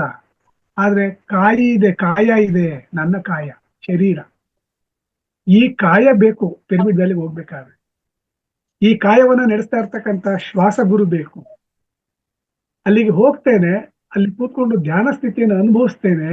ಈ ಕಾಯ ಖುಷಿ ಆಗತ್ತೆ, ಎನರ್ಜಿ ಸಿಕ್ಕತ್ತೆ ಕಾಯಕ್ಕೆ. ಇರ್ತಕ್ಕಂಥ ಏನಾದ್ರು ಅಡೆತಡೆಗಳಿದ್ರೆ ಸ್ವಲ್ಪ ಅಲ್ಲಿ ಇಲ್ಲಿ ಇರ್ತವೆ. ಅದನ್ನ ನಾವು ರೋಗ ಅನ್ನೋದ್ಕಿಂತಲೂ ಕೂಡ ಯಾವುದೋ ರೋಗ ಅಂತ ನಮ್ಮ ಈ ಸ್ಪಿರಿಚುಯಾಲಿಟಿದಲ್ಲಿ ಇಲ್ಲ. ಅಲ್ಪ ಸ್ವಲ್ಪ ಆ ಕಡೆ ಈ ಕಡೆ ಸ್ವಲ್ಪ ನ್ಯೂನತೆಗಳಿದ್ರೆ ಅವೆಲ್ಲವೂ ಕೂಡ ತತ್ಕ್ಷಣದಲ್ಲಿ ಪರಿಹಾರವನ್ನ ನಾನೇ ಕಂಡುಕೊಂಡಿದ್ದೇನೆ, ಬೇರೆ ಯಾರೂ ಅಲ್ಲ. ನನ್ನಲ್ಲೇ ಆ ರೋಗವನ್ನ ಗುಣಪಡಿಸ್ತಕ್ಕಂಥ ಶಕ್ತಿ ಇರುವಂತದ್ದು ನನ್ನಲ್ಲೇ ಇದೆ. ಯಾವ ವೈದ್ಯರು ಇಲ್ಲ. ವೈದ್ಯೋ ನಾರಾಯಣ ಅರಿಹಿ ಅಂದ್ರು. ಅರಿಹಿ ಯಾರಪ್ಪ ಅಂತ ಅಂದ್ರೆ ನಮ್ಮ ಪತ್ರೇಜಿ ಗುರುಗಳು ಏನು ಸ್ಥಾಪನೆ ಮಾಡಿದಾರಲ್ಲ, ಧ್ಯಾನ ಮಹಾ ವಿಶ್ವವಿದ್ಯಾಲಯ, ನಮ್ಮ ಮೆಗಾ ಪಿರಮಿಡ್. ಅಲ್ಲಿ ಕೂತ್ಕೊಂಡು ಧ್ಯಾನ ಮಾಡಿದಾಗ ಯಾವುದೇ ಪಿರಮಿಡ್ನಲ್ಲಾಗ್ಲಿ ಆ ಶಕ್ತಿ ಇದೆ. ಅಲ್ಲೇ ಹರಿ ಇದ್ದಾರೆ, ಅಲ್ಲೇ ವೈದ್ಯರಿದ್ದಾರೆ, ಅಲ್ಲೇ ನಮಗೆ ಟ್ರೀಟ್ಮೆಂಟ್ ಸಿಕ್ಕತ್ತೆ, ಉಚಿತವಾದಂತ ಟ್ರೀಟ್ಮೆಂಟ್. ಸಮರ್ಪಣಾ ಭಾವ ಬೇಕಾಗ್ತದೆ, ಸಮರ್ಪಣಾ ಭಾವ ಬೇಕು. ಮನಸ್ಸಿಟ್ಟು ನಾವಲ್ಲಿ ಕೂತ್ಕೋಬೇಕು. ಧ್ಯಾನ ಸ್ಥಿತಿಯನ್ನು ಎರಡೂ ಕಣ್ಣುಗಳನ್ನು ಮುಚ್ಚಿ ಅಂತರಂಗದ ದರ್ಶನವನ್ನು ಮಾಡ್ಕೊಂಡಾಗ ಮಾತ್ರ ಇದೆಲ್ಲವೂ ಕೂಡ ಸಾಧ್ಯವಾಗುತ್ತೆ. ಎಲ್ಲರಿಗೂ ಸಾಧ್ಯ. ಅಲ್ಲಿ ಎಕ್ಸ್ಪೀರಿಯನ್ಸ್ ಅನ್ನ ಶೇರ್ ಮಾಡ್ಕೊಳ್ತಕ್ಕಂಥ ಸಂದರ್ಭದಲ್ಲಿ ಖುಷಿ ಆಗತ್ತೆ. ಧ್ಯಾನ ಬಂಧುಗಳು ಎಕ್ಸ್ಪೀರಿಯನ್ಸ್ ಅನ್ನ ಏನ್ ಶೇರ್ ಮಾಡ್ಕೊಳ್ತಾರೆ, ಅದ್ಭುತವಾದಂತ ಎಕ್ಸ್ಪೀರಿಯನ್ಸಸ್ ಅವ್ರು ಶೇರ್ ಮಾಡುವಂಥದ್ದು. ಹಾಗಾಗಿ ನಾವು ಯಾಕೆ ಈ ಧ್ಯಾನ ಸ್ಥಿತಿಯನ್ನ ಪಡ್ಕೊಳ್ಬಾರ್ದು? ಇಡೀ ಜಗತ್ತಿನಲ್ಲಿ ಇವತ್ತು ಎಲ್ಲೋ ಒಂದ್ ಕಡೆ ಮನೋವಿಕಾರಗಳು ಜಾಸ್ತಿ ಆಗ್ತಾ ಇದೆ. ಮನಸ್ಸಿಗೆ ಶಿಕ್ಷಣ ಯಾವ ರೀತಿ ಕೊಡ್ಬೇಕು ಅಂತ ಹೇಳಿದ್ರೆ, ಮನಸ್ಸನ್ನ ಶಾಂತ ಮಾಡ್ತಕ್ಕಂಥ ಏಕೈಕ ಸ್ಥಳವೇ ಧ್ಯಾನಾಲಯ. ಎಲ್ಲ ದೇವಾಲಯಗಳು ಕೂಡ ಧ್ಯಾನಾಲಯಗಳಾಗ್ಬೇಕು ಅಂತ ಕನಸನ್ನ ಕಂಡವರು ನಮ್ಮ ಬ್ರಹ್ಮರ್ಷಿ ಪತ್ರಿಜಿ ಗುರುಗಳು. ನಾವು ದೇವ ಮಂದಿರಗಳನ್ನ ನಿರ್ಮಾಣ ಮಾಡೋದಕ್ಕಿಂತಲೂ ಕೂಡ ನಮ್ಮ ಪಿರಮಿಡ್ಗಳನ್ನ, ಅದು ನಿಜವಾದಂತ ಧ್ಯಾನಾಲಯ. ಅದು ಆ ಧ್ಯಾನಾಲಯದಲ್ಲಿ ದೇವಾಲಯವೂ ಇದೆ. ಈ ದೇವರು, ನಾವೇ ದೇವರಾಗಿದ್ದೇವೆ. ನಮ್ಮನ್ನ ಆ ಶಕ್ತಿ ಕರ್ಕೊಂಡು ಹೋಗುತ್ತೆ ಅಲ್ಲಿಗೆ. ನನ್ನಲ್ಲೇ ದೈವತ್ವ ಇದೆ. ಆ ದೇವರಾಗಿರೋದಕ್ಕೆ ಮಾತಾಡ್ತಾ ಇದ್ದೇನೆ. ನಾವು ದೇವರಾಗಿ ಕೂತ್ಕೊಳ್ಳಪ್ಪ ಒಂದ್ 2 ನಿಮಿಷ ಅಂತ ಹೇಳ್ತಾರೆ ನೋಡಿ. ಎಲ್ರು ಕೂಡ ಕೇಳಿಸ್ಕೊಳ್ತಾ ಇದೀರಿ. ಈಗ ನೀವೆಲ್ರೂ ಕೂಡ ದೇವರುಗಳೇ. ನಿಮ್ಮೆಲ್ರಿಗೂ ಕೂಡ ನಾನು ಅನಂತ ನಮಸ್ಕಾರಗಳನ್ನ ಅರ್ಪಿಸ್ತಾ ಇದ್ದೇನೆ. ಆ ದೈವತ್ವ ಇಲ್ಲದೇನೆ ಹೇಳಕ್ ಆಗೋದಿಲ್ಲ. ಅದನ್ನ ಆಲಿಸುವುದು ಕೂಡ ಒಂದು ದೈವ ಸಾಕ್ಷಿಯಾಗಿ ಆಲಿಸ್ತೇವೆ ನಾವು. ಕೇವಲ ಕೇಳಿಸ್ಕೊಂತ ಇಲ್ಲ, ನಾವು ಆಲಿಸುವುದು. ತದೇಕ ಚಿತ್ತದಿಂದ ಮನಸ್ಸನ್ನ ಇಟ್ಟು ಇವ್ರು ಏನ್ ಹೇಳ್ತಾರೆ, ಏನ್ ಹೇಳ್ಬೋದು ಹೊಸದಾಗಿ ಅನ್ನುವಂಥದ್ದನ್ನ ನಾವು ಅದನ್ನ ಕೇಳಿಸ್ಕೊಳ್ತಾ ಹೋಗ್ತೇವೆ, ಆಲಿಸ್ತಾ ಹೋಗ್ತೇವೆ. ಮನಸ್ಸಿಟ್ಟು ಗಮನವಿಟ್ಟು, ಗಮನ 3 ಅಕ್ಷರ. ಆ ಗಮನದಲ್ಲಿ ಏನು ಒಂದು ಬದಲಾವಣೆ ನನ್ನಲ್ಲಿ ಆಯ್ತು ಅಂದ್ರೆ, ಯಾವುದೇ ಕೆಲಸವನ್ನು ಮಾಡ್ಬೇಕಾದ್ರೆ ಮೈಂಡ್ಫುಲ್ನೆಸ್, ಮನಸ್ಸಿಟ್ಟು ಮಾಡುವಂಥದ್ದು. ಖುಷಿ ಆಗುತ್ತೆ ಇವತ್ತು. Mindfulness, meditation, transform. ಅದ್ಭುತ. ಈ 3 ಕೂಡ ನನ್ನಲ್ಲಿ ಕಂಡುಕೊಂಡಂತ ನನ್ನ ದರ್ಶನ ಅಂತಕ್ಕಂಥ ಶೀರ್ಷಿಕೆಯನ್ನು ಹೇಳ್ತಾ ಇದ್ದೀನಿ. ಕಾಯ ಮಂದಿರ ಭೇದವಿರದ ದೇವ ಮಂದಿರ ದರ್ಶನ, ಆತ್ಮ ಪರಮಾತ್ಮರೆಂಬ ಸತ್ಯವಿದು ದರ್ಶನ. ಆತ್ಮವೂ ಇದೆ, ಪರಮಾತ್ಮನೂ ಇದ್ದಾನೆ. ಎರಡೂ ಕೂಡ ಒಂದೇ. ನಾನು ಎಲ್ಲರಲ್ಲೂ ಹೇಗೋ ಎಲ್ಲರಲ್ಲೂ ನಾನೇ ಇದ್ದೇನೆ. ಹಾಗಾಗಿ ಆತ್ಮ ಪರಮಾತ್ಮ ಎಲ್ಲವೂ ಕೂಡ ಈ ಶರೀರದಲ್ಲೇ ಇದೆ, ನನ್ನ ಭೌತಿಕ ಶರೀರದಲ್ಲಿ. ದೇವಸ್ಥಾನಕ್ಕೆ ಹೋದಾಗ ಅಲ್ಲಿ ಯಾಕೆ ಕುಳಿತುಕೊಳ್ಳಿ ಅಂತ ಹೇಳ್ತಾ ಇದ್ರು ಅಂದಕ್ಕೆ ಇಷ್ಟೆಲ್ಲ ಬಂತು. ಯಾಕೆ ಕುಳಿತುಕೊಳ್ಳಿ ಅಂತ ಹೇಳ್ತಾ ಇದ್ರು ಅಂದ್ರೆ, ಇಲ್ಲಿ ದೇವನ ನೆಲೆ ಇದೆಯಪ್ಪ, ನೀನೇ ದೇವರಾಗಿದ್ದೀಯ. ಅಲ್ಲಿ ಹೇಗೆ ಮೂರ್ತಿ ಕುಳಿತಿದ್ದಾರಲ್ಲ ಸುಮ್ಮನೆ ಮೌನವಾಗಿ, ನೀನು ಮೌನವಾಗಿ 10 ನಿಮಿಷ ಕೂತ್ಕೋ ಅಂತ. ಆ ಮೌನವನ್ನ ನೀನು ಕೂಡ ಅನುಭವಿಸು. ಆವಾಗ ನಿನ್ ಶಕ್ತಿ ನಿನಗೆ ಗೊತ್ತಾಗತ್ತೆ. ಸುಮ್ನೆ ಬಂದು ಆನಾಜಾನ ಅಲ್ಲ ದೇವಸ್ಥಾನಕ್ಕೆ ಹೋಗೋದು ಬರೋದು, ಬೇರೆ ಕಡೆ ಎಲ್ಲೋ ನಮ್ ಗಮನ ಇರುತ್ತೆ. ಅದಲ್ಲ, ದೇವಸ್ಥಾನಕ್ಕೆ ಹೋದಾಗ ತದೇಕ ಚಿತ್ತದಿಂದ. ಅದಕ್ಕೇನೆ ಕೆಲವರು ಏನ್ ಮಾಡ್ತಾ ಇದ್ರು, ನಾಮಜಪ ಮಾಡ್ತಾ ಇದ್ರು, ಓಂ ನಮಃ ಶಿವಾಯ ಹೇಳ್ತಾ ಇದ್ರು. ಯಾಕಂದ್ರೆ ಗಮನವನ್ನ ಆ ಕಡೆ ಕೇಂದ್ರೀಕರಣ ಮಾಡ್ಬೇಕು ಅನ್ನುವಂತ ಒಂದು ಉದ್ದೇಶ, ಅದು ಸದುದ್ದೇಶ ಅಷ್ಟೇ, ಬೇರೆ ಯಾವುದೇ ಉದ್ದೇಶ ಇಲ್ಲ. ಆಮೇಲೆ ತನುವಿನೊಳಗೆ ಮನವಿರಿಸಿದ ಪ್ರಕೃತಿಯ ದರ್ಶನ. ನನ್ನ ತನುವಿನಲ್ಲಿ ಒಂದು ಮನವನ್ನ ಇರಿಸಿದ್ದಾನೆ. ಈ ತನು ಶರೀರ, ಇದ್ರೊಳಗೊಂದು ಮನಸ್ಸಿದೆ. ಪ್ರಾಣಿಗಳಿಗಿಲ್ಲ ಇದು ಮನಸ್ಸು ಅನ್ನುವಂಥದ್ದು, ಮನುಷ್ಯರು ಮಾತ್ರ ಮನಸ್ಸಿರುವಂಥದ್ದು. ಇದು ಯಾರ್ದು ಕೃಪೆ ಅಂದ್ರೆ ಪ್ರಕೃತಿಯ ದರ್ಶನ. ತನು ಮನಗಳು ಮೇಳೈಸೆ ಚಿದಾನಂದ ದರ್ಶನ. ಈ ಎರಡೂ ಕೂಡ ಒಂದಾಗ್ಬಿಟ್ರೆ, ತನು ಮನ ಎರಡೂ ಒಂದಾದ್ರೆ ಚಿದಾನಂದ, ಚಿತ್ ಸ್ವರೂಪ. ಸದಾ ಕೂಡ ನಾನು ಆನಂದಮಯವಾಗಿ ನನ್ನ ಜೀವನವನ್ನ ಜೀವಿಸ್ಬೇಕು. ಜೀವನ ಇರುವುದು ಜೀವಿಸೋದಕ್ಕೋಸ್ಕರ, ಜೀವನವಿರುವುದು ಸವಸೋದಕ್ಕೋಸ್ಕರ ಅಲ್ಲ, ಜೀವನವಿರುವುದು ರೋಧಿಸುವುದಕ್ಕೋಸ್ಕರನೂ ಅಲ್ಲ. ಸೃಷ್ಟಿ ಸ್ಥಿತಿ ಲಯ ಕರ್ತ ಶಿವೋಹಂ ದರ್ಶನ. ಸೃಷ್ಟಿ ಸ್ಥಿತಿ ಲಯ ಎಲ್ಲವೂ ಕೂಡ ಶಿವ ಆಗಿದ್ದಾರೆ. ಶಿವೋಹಂ ದರ್ಶನ, ಶಿವಮಯವೇ ಸೃಷ್ಟಿ ಎಲ್ಲ ಬ್ರಹ್ಮಾಂಡ ದರ್ಶನ. ಇಡೀ ಬ್ರಹ್ಮಾಂಡವೇ ಒಳಗಡೆ ಇದೆ ಬ್ರಹ್ಮಾಂಡ. ಸತ್ಯ ನಿತ್ಯ ಸತ್ಯ ಪರಮ ಸತ್ಯ ಸತ್ಯ ದರ್ಶನ. ಸತ್ಯವರಿತ ಮೇಲೇನಿಲ್ಲ ಶೂನ್ಯ ದರ್ಶನ. ಸತ್ಯವನ್ನ ಕಂಡುಕೊಂಡ ನಾನು ಎಲ್ಲ ಕಡೆ ಶೂನ್ಯವನ್ನ ಕಾಣ್ತಾ ಇದ್ದೇನೆ. ಅದೇ ಆಕೃತಿಯಾಗಿ ನಿಧಾನಂದ ದರ್ಶನ. ಖುಷಿಯಾಗಿದ್ದೇನೆ, ತುಂಬಾ ಸಂತೋಷ ಆಗುತ್ತೆ. ಇದು ನನ್ನ 119ನೇ ರಚನೆ, ನನ್ನ ದರ್ಶನ ಎಂಬಂತ ಶೀರ್ಷಿಕೆಗೆ ಸಂಬಂಧಪಟ್ಟ ಹಾಗೆ ಇದಕ್ಕೆ ರಿಲೇಟ್ ಆಗುವಂಥದ್ದು ನಾನು ತಮ್ಮ ಮುಂದೆ ಇಟ್ಟಿದ್ದೇನೆ ಮಾಸ್ಟರ್. Thank you. ಇನ್ನು ಅದ್ಭುತವಾದಂತ ಇನ್ನೊಂದು ವಿಚಾರವನ್ನ ಈ ಸಂದರ್ಭದಲ್ಲಿ ಹೇಳಲೇಬೇಕು. ಕೊಡ್ತಕ್ಕಂಥದ್ದಕ್ಕೆ ಅವಕಾಶವನ್ನ ನಾವು ಸಮಯ ಇರೋದ್ರಿಂದ ಒಂದು 2-3 ನಿಮಿಷದಲ್ಲಿ ಹಂಚ್ಕೊಂಡ್ಬಿಡ್ತೇನೆ. ಸುಮ್ಮನೆ ಬರುವುದೇ ಮುಕ್ತಿ, ಸುಮ್ಮನೆ ಬರುವುದೇ ಮುಕ್ತಿ. ಇಲ್ಲಿ ಮುಕ್ತಿ ಅಂದ್ರೆ ಬೇರೆ ಯಾವುದೂ ಅಲ್ಲ, ಯಾವುದೋ ಲೋಕ ಇಲ್ಲ, ಇರೋದು ಒಂದೇ ಲೋಕ, ಭೂಲೋಕ. ನಾವೆಲ್ಲರೂ ಕೂಡ ಭೂಲೋಕದಲ್ಲೇ, ನಾವಿರುವಂತಲ್ಲೇ ಮುಕ್ತಿ. ನಾನಿರುವಂತ ತಾಣವೇ ಮುಕ್ತಿಯ ತಾಣವಾಗಿದೆ, ಬೇರೆ ಎಲ್ಲೂ ಅಲ್ಲ. ನಮ್ಮ ಅಚ್ಚುತಾನಂತನ ನೆನೆಯದೆ ಭಕ್ತಿ. ಭಕ್ತಿ ಎಲ್ಲಿಂದ ಬರಬೇಕು? ನನ್ನ ಮನಸ್ಸಿಂದ ಬರಬೇಕು. ಯಾವ ಕೆಲಸವನ್ನು ಮಾಡ್ಬೇಕಾದ್ರೂ ಕೂಡ ಮನಸ್ಸಿಟ್ಟು ಮಾಡು ಅನ್ನುವಂಥದ್ದು. ಅದಕ್ಕೆ ಪತ್ರಿಜಿ ಗುರುಗಳು ಗಮನ, ನಿಮ್ಮ ಗಮನ ಶ್ವಾಸದ ಮೇಲೆ ಇರ್ಲಿ ಅನ್ನುವಂಥದ್ದು. ಮನದಲ್ಲಿ ದೃಢವಿರಬೇಕು. ಯಾವುದೇ ಒಂದು ಕೆಲಸವನ್ನು ಮಾಡ್ಬೇಕಾದ್ರೆ ದೃಢತೆ ಇರ್ಬೇಕು. ಪಾಪಿ ಜನರ ಸಂಸರ್ಗವ ನೀಗಲು ಬೇಕು, ಅನುಮಾನವನ್ನು ಬಿಡಬೇಕು. ತನ್ನ ತನು ಮನ ಧನವ ನೊಪ್ಪಿಸಿ ಕೊಡಬೇಕು. ತನು ಮನ ಧನವನ್ನು ಒಪ್ಪಿಸಬೇಕು. ಯಾರಿಗೆ ಅಂದ್ರೆ ನನಗೆ ನಾನೇ ಸಮರ್ಪಣೆ ಮಾಡ್ಕೋಬೇಕು. ಆವಾಗ ಮಾತ್ರ ಆ ಪರಮಾತ್ಮ ಅಂತ ನಾವೇನು ಕರಿತೇವೆ ಅದರಲ್ಲಿ ಅವನನ್ನ ಕಾಣ್ಲಿಕ್ಕೆ ಸಾಧ್ಯ ಆಗ್ತದೆ ಅನ್ನುವಂಥದ್ದನ್ನ. ಕಾಮಕ್ರೋಧವ ಬಿಡಬೇಕು. ಅರಿಷಡ್ ವರ್ಗಗಳ ಹೇಮದಾಸೆಯ ಸುಡಬೇಕು. ಎಸ್, ಇವತ್ತು ಜಾಸ್ತಿ ಆಗಿದೆ ಹೇಮದ ಆಸೆ, ಒಡವೆ ಆಸೆ. ಒಡವೆ ಯಾವುದು?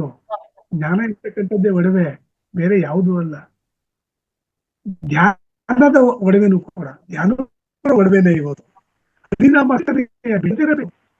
ಇಲ್ಲಿ ಸಂಕೀರ್ತನೆ ಅಂದ್ರೆ ಶ್ವಾಸ ಶ್ವಾಸ ದೇವರನ್ನ ವ್ಯಾಪಾರವನ್ನು ಬಿಡಬೇಕು. ವ್ಯಾಪಾರದಲ್ಲಿ ಜಂಜಾಟ, ಜೀವನವನ್ನು ಜೀವಿಸಬೇಕು ಹೊರತು ವ್ಯಾಪಾರವಲ್ಲ. ನಮ್ಮ ಶ್ರೀಪತಿ ಪುರಂದರ ವಿಠಲನ ನೆನೆಬೇಕು ಯಾವಾಗ್ಲೂ ಕೂಡ. ವಿಠಲ ಅಂತ ಅಂದ್ರೆ ನನ್ನಲ್ಲೇ ಇದ್ದಾನೆ, ಸ್ವಾಮಿ ವಿಠಲ ವಿಠಲ ವಿಠಲ ವಿಠಲ ವಿಠಲ ವಿಠಲ. ನೋಡಿ ಎಷ್ಟು ಸಾರಿ ಹೇಳಿದ್ರು ಕೂಡ ಒಂದು ಎನರ್ಜಿ ರೈಸ್ ಆಗ್ತಾ ಹೋಗುತ್ತೆ ನನ್ನಲ್ಲಿ. ಪಾಪರಹಿತನಾಗಿರಬೇಕು. ಜ್ಞಾನ ದೀಪದಲ್ಲಿ ಓಡಬೇಕು ಅಂದ್ರು ಪುರಂದರದಾಸರ ಕೀರ್ತನೆ ಇದು. ಜ್ಞಾನ ದೀಪದ ಬೆಳಕಿನಲ್ಲಿ ಓಡಾಡಬೇಕು. ಜ್ಞಾನ ಎಂಬತಕ್ಕಂತ ದೀಪವನ್ನ ಅಥವಾ ಯಾರು? ದೀಪೋಭವ ಗೌತಮರು ಕೊಟ್ಟಂತ ಒಂದು ಸಂದೇಶ, ಪತ್ರಿಜಿವರುಗಳು ಕೊಟ್ಟಂತ ಸಂದೇಶ. ನಿನ್ನ ಬೆಳಕಿಗೆ, ನಿನ್ನ ಜೀವನಕ್ಕೆ ನೀನೇ ಶಿಲ್ಪಿ. ಇಲ್ಲಪ್ಪ, ಅಮರಶಿಲ್ಪಿ ಚಕ್ರಾಚಾರ್ಯಗಳು ಬೇಲೂರು ಹಳೆಬೀಡಿನಲ್ಲಿ ಕೆತ್ತುವುದು ಶಿಲ್ಪವನ್ನ. ಈ ಶಿಲ್ಪವನ್ನ ರೂಪಿಸ್ಕೊಳ್ತಕ್ಕಂತ ರೂವಾರಿ ನೀನೇ ಆಗಿದ್ದೀಯಾ. ನಿನ್ನಲ್ಲಿ ಆ ಶಕ್ತಿ ಇದೆ, ನೀನೇ ರೂಪಿಸ್ಕೋ ಅನ್ನೋದು. ಜೀವನವು ವ್ಯವಹಾರವಲ್ಲ, ವ್ಯವಹಾರವು ಜೀವನವಲ್ಲ. ನಾನಾದಾಗ ಮಾತ್ರ ಪ್ರಕೃತಿಯ ಭಾವ ಬದಲಾಗತ್ತೆ, ಸುವರ್ಣಮಯವಾಗತ್ತೆ. ಹಾಗೇನೆ ಮಾಸ್ಟರ್ಸ್,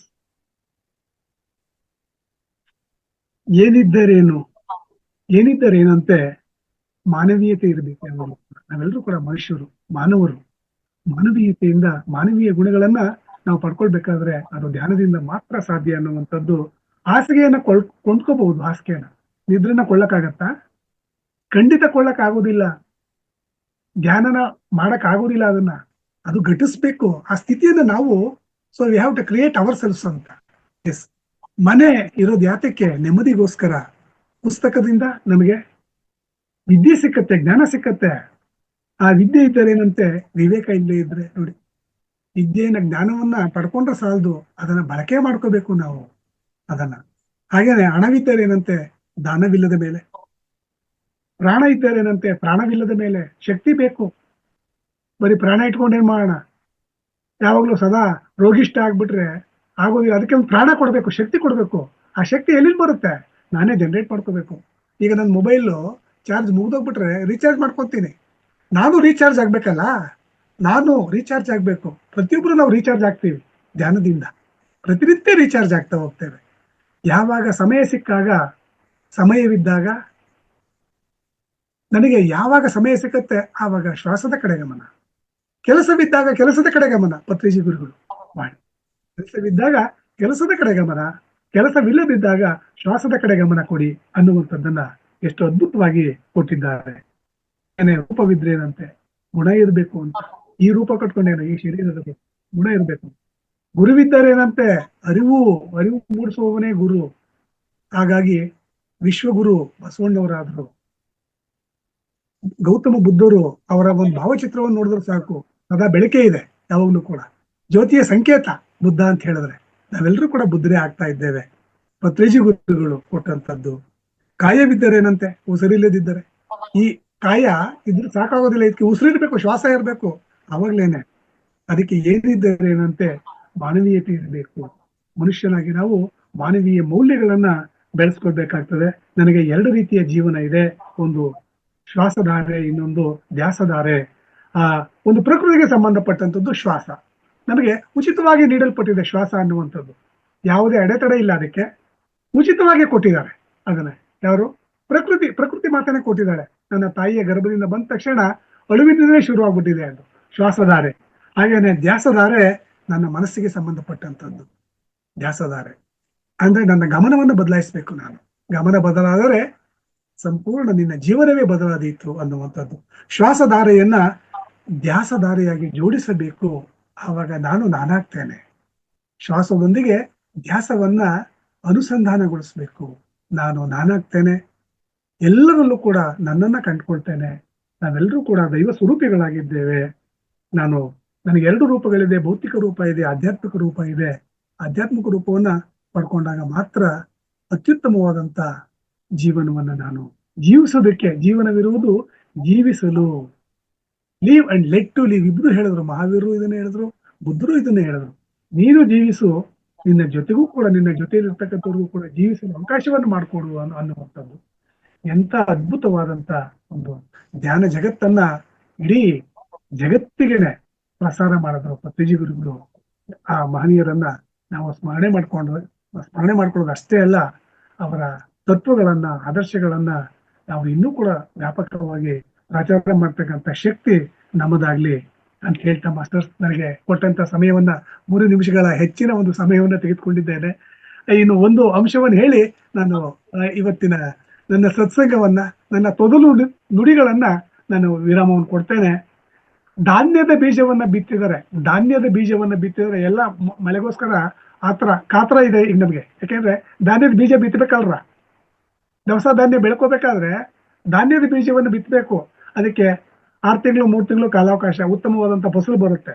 ಒಂದು ಹಣ್ಣಿನ ಬೀಜವನ್ನ ಬಿತ್ತಿದ್ರೆ 10 ವರ್ಷ ಫಲ ಕೊಡುತ್ತೆ, ಅದು ಉತ್ತಮವಾದಂತ ಫಲ ಕೊಡುತ್ತೆ. ಒಂದು ವಿದ್ಯಾ ಬೀಜವನ್ನ ಬಿತ್ತಿದ್ರೆ ಆ ವಿದ್ಯಾರ್ಥಿಗೆ 100 ವರ್ಷ ಫಲ ಕೊಡ್ಬೋದು ಅವನು ಇರೋವರೆಗೆ ವಿದ್ಯೆಯಿಂದ. ಆದರೆ ಧ್ಯಾನದ ಬೀಜವನ್ನ ಬಿತ್ತಿದರೆ ಜೀವಿತದ ಅವಧಿಯವರೆಗೂ ಕೂಡ ಫಲ ಕೊಡುತ್ತೆ ಅದು. ನಾನು ಎಲ್ಲಿಯವರೆಗೆ ಇರ್ತೇನೆ, ನಾವೆಲ್ಲಿಯವರೆಗೆ ಇರ್ತೇವೆ. ಮೇಡಮ್ ಅವರು ಅದನ್ನ ಈಗೀಗ ತಲೆದೂಗ್ತಾ ಇದ್ದಾರೆ, ರೇವತಿ ಮೇಡಮ್ ಕೂಡ. ಹಾಗಾಗಿ ಈ ಧ್ಯಾನದ ಬೀಜವನ್ನ ನಾವು ಇವತ್ತು ಬಿತ್ತತಕ್ಕಂತ ಕೆಲಸವನ್ನ ನಮ್ಮ ಮಹಾವತಾರ ಫೌಂಡೇಶನ್ ಅವರು ಇವತ್ತು ಮಾಡಿದ್ದೀರಾ. ತಾವೆಲ್ಲರೂ ಕೂಡ ನನಗೆ ಒಂದು ಉತ್ತಮವಾದಂತ ಅವಕಾಶವನ್ನು ತಾವು ಕೊಟ್ಟಿದ್ದೀರಾ. ನನ್ನ ತೊದಲು ನುಡಿಗಳನ್ನ ನುಡಿಲಿಕ್ಕೆ ಅವಕಾಶವನ್ನ ಮಾಡಿಕೊಟ್ಟಿದ್ದೀರಾ. ಕೊನೆಯದಾಗಿ ನಾನೇ ಬರೆದಂತ ಈ ನಮ್ಮ ಇವತ್ತಿಗೆ ಬರೆದಂತ ಒಂದು ಸಾಲಗಳನ್ನು ಹೇಳಿ ಮುಕ್ತಾಯ ಮಾಡ್ಬಿಡ್ತೀನಿ. ಆಗ್ಬೋದ್ರಾ? ಧ್ಯಾನವೆಂಬ ಹೂವು ಅರಳಿ ಪ್ರಜ್ಞೆ ಎಂಬ ಗಂಧ ಚೆಲ್ಲಿ, ಸುಜ್ಞಾನವೆಂಬ ಬೆಳಕು ಮೂಡಿ ಮನವು ತಣಿಯಲಿ. ಅರಿವಿನ ಬೆಳಕು ಎಲ್ಲೆಡೆ ಮೂಡಲಿ, ಪ್ರೀತಿ ಸ್ನೇಹದ ಹೆಗ್ಗುರುತಾಗಲಿ, ಮನವು ಮಮತೆಯ ಮಂದಿರವಾಗಲಿ, ಜಗದ ಜೀವನ ಸಮೃದ್ಧಿಯಾಗಲಿ. ಮದ ಮತ್ಸರಗಳು ಅಳಿದು ಹೋಗಲಿ, ಅಳಿದ ಮನಗಳು ಒಂದುಗೂಡಲಿ, ಭೇದ ಭಾವ ತೊಲಗಿ ಹೋಗಲಿ, ಸಮತಾ ಭಾವ ಎಲ್ಲೊಡೆ ಮೊಳಗಲಿ. ಧ್ಯಾನವೆಂಬ ಹೂವು ಅರಳಿ ಪ್ರಜ್ಞೆ ಎಂಬ ಗಂಧ ಚೆಲ್ಲಿ, ಸುಜ್ಞಾನವೆಂಬ ಬೆಳಕು ಮೂಡಿ ಮನವು ತಣಿಯಲಿ. ಗಾನಸುದೆಯು ಎಲ್ಲೆಡೆ ಹರಡಲಿ, ನಾದ ಬ್ರಹ್ಮನ ಝೇಂಕಾರವಾಗಲಿ, ವಾಣಿಯ ವೀಣೆಯ ನಾದವು ವೀಣೆಯ ನಾದವು ಮೊಳಗಲಿ, ಸಂಗೀತದ ಅಲೆಯಲ್ಲಿ ಜಗವು ಮುಳುಗಲಿ. ಸಂಗೀತದ ಅಲೆಯಲ್ಲಿ ಪತ್ರೇಜಿಯವರುಗಳ ಸಂಗೀತದ ಅಲೆ ಏನಿದೆ, ಇಡೀ ಜಗತ್ತನ್ನ ಮುಳುಗಿಸಲಿ. ನಾವು ಧ್ಯಾನ ಜಗತ್ ಜೈ ಧ್ಯಾನ ಜಗತ್. ಜೈ ಹೋ ಪತ್ರಿಜಿ, ಜೈ ಹೋ ಪತ್ರಿಜಿ, ಜೈ ಹೋ ಪತ್ರಿಜಿ. ಅವಕಾಶಕ್ಕಾಗಿ ತಮ್ಮೆಲ್ಲರಿಗೂ ಕೂಡ ನಮಸ್ಕಾರಗಳನ್ನ ಅರ್ಪಿಸ್ತಾ ಇದ್ದೇನೆ ಮಾಸ್ಟರ್. Thank you.